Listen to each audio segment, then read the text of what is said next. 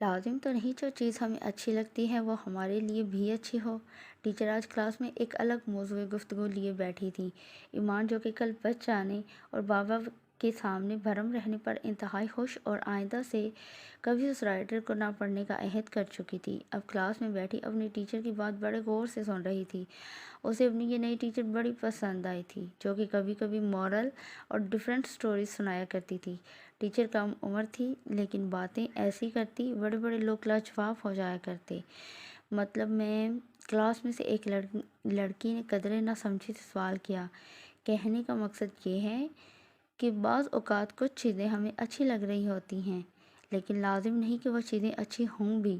اب اگر زہر کسی خوبصورت پیکنگ میں پڑا ہے، بڑا کوئی خوبصورت ریپ کیا گیا ہے فیتا کارڈ وغیرہ لگا کر، کہ وہ آپ کو بڑا بھلا معلوم ہوتا ہے، اب اس کا مطلب یہ تو نہیں نا کہ اگر آپ کو کوئی چیز اچھی لگ رہی ہے تو آپ اسے اٹھا کر کھا لیں گے، کیونکہ ہمیں پتہ ہے یہ زہر ہے اور یہ نقصان دہ ہے۔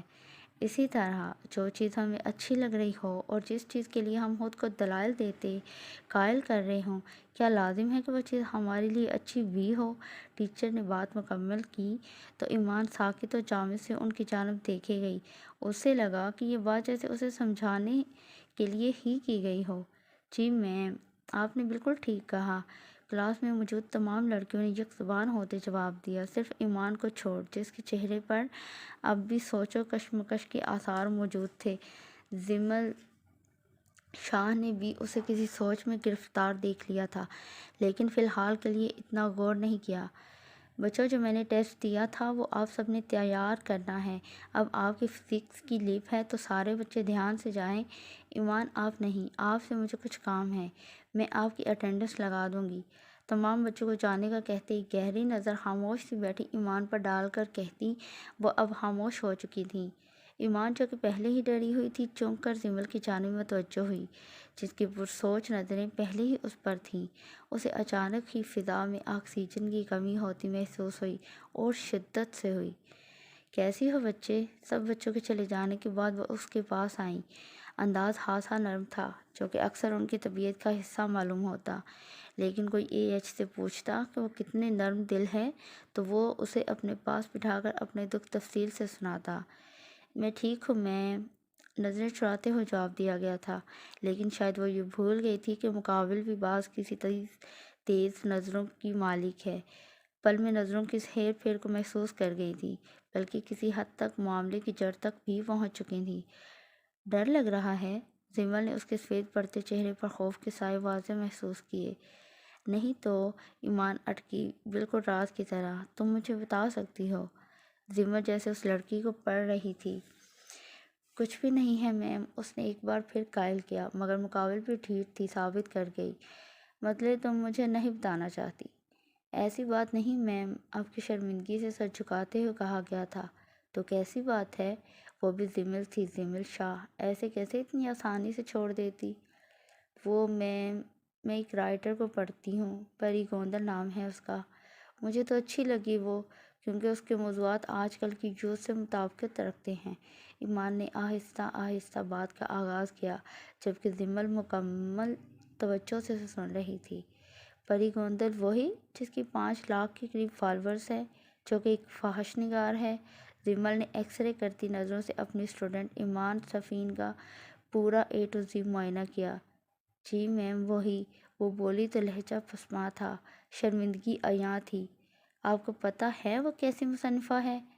جی، کچھ عرصہ تک پہلے تک نہیں پتہ تھا، لیکن کل اندازہ ہوا۔ جسے پڑھتے ہوئے ہمیشہ یہی ڈر لگا رہے کہ کہیں کوئی اور نہ پڑھ لے، وہ اچھا نہیں ہو سکتا۔ وہ واقعی شرمندہ تھی، گواہ اس کے جملے تھے۔ جی بالکل، لکھاری وہ ہوتا ہے جسے پڑھتے وقت کسی قسم کا ڈر نہ ہو، جملوں میں تاثیر ہو۔ آپ کو کیا لگتا ہے اگر وہ اتنی اچھی مصنفہ ہوتی تو کیا اپنا اصل نام چھپا کر لکھ رہی ہوتی؟ اور یہ جو ظالم ہیرو اور مظلوم ہیروئن جس پر ہیرو ظلم کے پہاڑ توڑ دیتا ہے اور پھر وہ ہیرو اسی کا ریپ بھی کرتا ہے، کیا یہ کہانی ہے؟ اسی کہانی میں کچھ اسلام کا تڑکا لگا کر ہیروئن بڑی معافی کی دیوی بنتے ہیرو کو معاف کر دیتی ہے اور وہ ہنسی خوشی زندگی گزارنے لگتے ہیں، یہ کوئی کہانی ہے آپ کے نزدیک؟ یا لڑکیوں کو نکاح ان گن پوائنٹ والی سٹوریز پسند آتی ہیں؟ ظاہر سی بات ہے، کچی عمر ہوتی، اس عمر میں انسان ان سب چیزوں کو فیشن اور ایڈونچر سمجھتا ہے۔ مثال کے طور پر لڑکوں کو لیتے ہیں، وہ سگریٹ ایڈونچر اور خود کو دوسرے لڑکوں کے سامنے کول گائے شو کرنے کے لیے پیتے ہیں، لیکن آہستہ آہستہ یہ ایڈونچر لت کی صورت اختیار کر جاتا ہے، جو کہ پھر بعد میں انہی لڑکوں کی موت کا سبب بنتا ہے، وہ بھی کینسر جیسے۔ اب آتے ہیں فحش ناولز کی طرف، بلکہ فی الحال کے لیے رومانٹک ناولز پر بات کرتے ہیں۔ ان میں لڑکا لڑکی کو گود میں اٹھا کر روم میں لے جاتا ہے، پاؤں دباتا ہے، ساتھ گلا بھی، لیکن گلا زیادہ دبایا جاتا ہے بنسبت پاؤں کے۔ وہ اس سے محبت کرتا ہے، اس کے ایک بار بلانے پر وہ آفس میں لاکھوں کی ڈیل چھوڑ کر چل آتا ہے۔ چلیں یہ بات سچ بھی ہو سکتی ہے کہ اگر آپ کسی سے محبت کرتے ہیں تو پھر آپ اس کے لیے کچھ بھی کر سکتے ہیں۔ پھر ان ناولز میں میاں بیوی کے بولڈ مناظر کو قلم بند کیا جاتا ہے، جذبات کو ابھارنے والے لفظوں کا استعمال کیا جاتا ہے، اسے مزید فیسینیٹ کیا جاتا ہے، یعنی گن ٹرے میں خوب اچھے سے سجا کر چھوٹی بچیوں کے ذہن میں منتقل کیا جاتا ہے، جو کہ اپنی کم عمری کی وجہ سے اسے فیشن اور اسلام کا حصہ سمجھ لیتی ہیں۔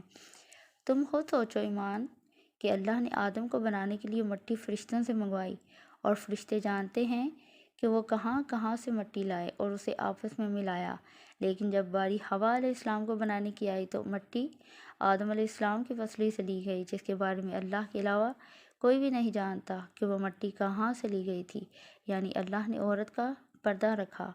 مطلب یہ ہوا کہ اللہ کو نہیں پسند عورت کو اپنا آپ عیاں کرنا، مگر ان کہانیوں میں عورتیں چھوٹے چھوٹے لباس پہنے ہوتی ہیں، جن میں ان کا سفید حسین سراپا آنکھوں کو حیران کرنے کا کام سر انجام دے رہا ہوتا ہے، جسم کے حد و خال نمایاں ہوتے ہیں۔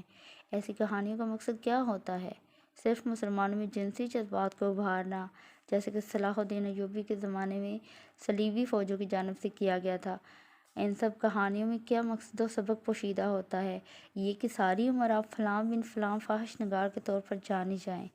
ماضی چاہوں گی ایمان، لیکن کہانی وہ ہوتی ہے جس سے آپ سبق حاصل کریں، نہ کہ وہ جس سے وقتی تسکین حاصل کرتے آپ کسی دوسری کہانی سے تسکین حاصل کرنے چل دیں۔ یہ بولڈ ناول بھی کسی نشے سے کم نہیں ہوتے، انہیں پڑھنے والے کو جب ان کی لت لگ جاتی ہے نا تو وہ کچھ بھی کرتے اپنی اس لت کو پورا کرتا ہے۔ آخر کو اس سب کے پیچھے ڈوپامائن نامی ہارمون کار فرما ہوتا ہے، اسی لیے کہتے ہیں کہ کسی بھی چیز کو ایک لمٹ سے زیادہ نہیں رکھنا چاہیے۔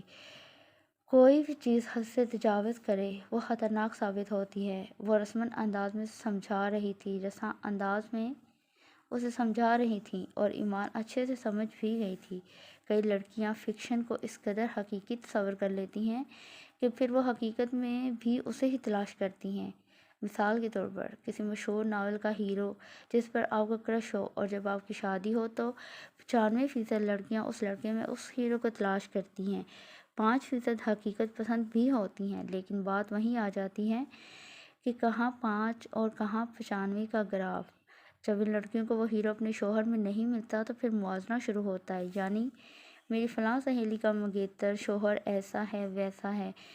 بات یوں ہی بڑھتے بڑھتے لڑائیوں اور طلاقوں تک چلی جاتی ہے۔ لاہور کورٹ زندہ مثال ہے، کتنے ہی خلا اور طلاقوں کے کیسز وہاں پڑے ہیں۔ کہنے کا مقصد یہ ہے کہ کسی بھی چیز کا حد سے زیادہ استعمال ہمیشہ نقصان دہ ہوتا ہے۔ سمجھ گئی نا؟ بات مکمل کرنے کی آخر میں وہ سوالیہ نظروں سے ایمان کی جانب دیکھنے لگیں، جو کہ انہیں ہی دیکھ رہی تھی۔ جی میم سمجھ گئی ہوں، اور سوری میں آج کلاس میں ایکٹیو نہیں تھی۔ کوئی بات نہیں، آئندہ خیال رکھنا اور کوشش کرنا کہ آئندہ ان سوشل میڈیا رائٹر پر اپنا وقت برباد مت کرنا۔ یہاں کوئی بھی منہ اٹھا کر رائٹر بن جاتا ہے۔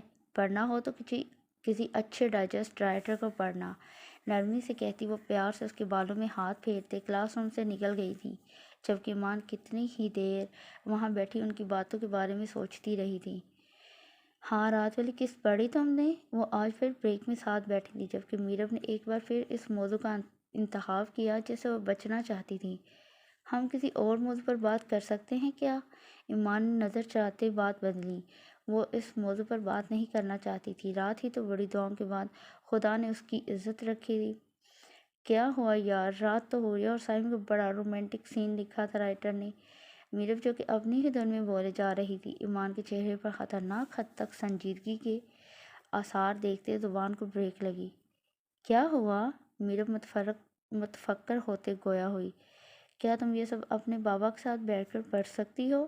ایمان سنجیدہ تھی، جبکہ میرب کے چہرے کا رنگ ایک لمحے کوڑا۔ کیا مطلب؟ وہ اٹکی۔ اب اٹکنا بنتا بھی تھا۔ میرا مطلب وہی ہے جو تم سمجھ رہی ہو۔ ایمان نے اپنی بات پر زور دیا۔ یہ سب باتیں یہاں کرنے کا مقصد ہے جو بھی کر رہی ہوں۔ تم بات بناؤ نہیں، مجھے بتاؤ، کیا یہ سب کہانیاں تم اپنے گھر والوں کے ساتھ مل کر پڑھ سکتی ہو؟ نہیں، اب کہ میرب نے بھی بغیر کسی لگی لپٹی کے جواب دیا۔ تو تم کیسے سوچ سکتی ہو کہ وہ معیاری ہے؟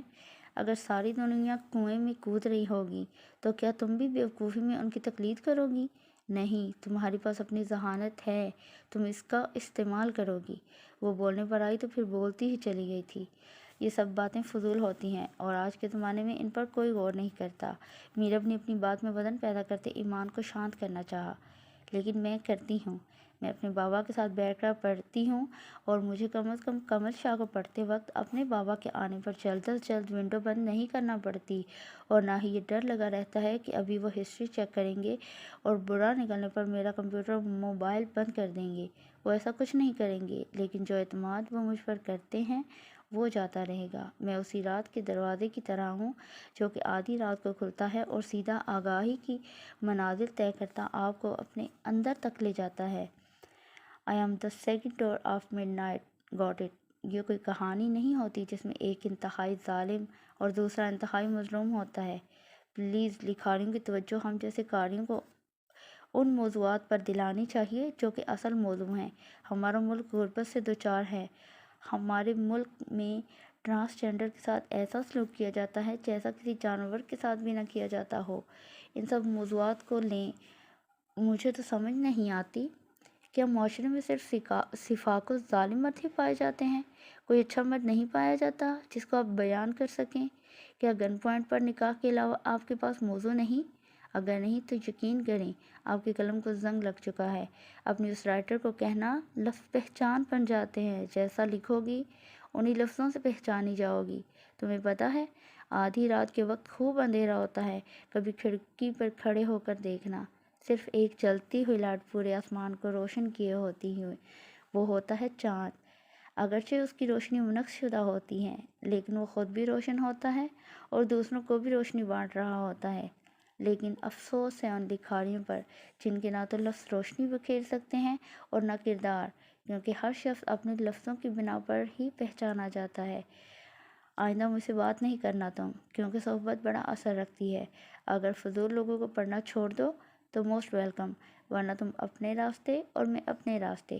اتنا کہتی وہ بغیر میرب کی سنے وہاں سے نکلتی چلی گئی تھی، جبکہ میرب وہیں کھڑی سوچ رہی تھی کہ یہ کیا کہہ گئی ہے۔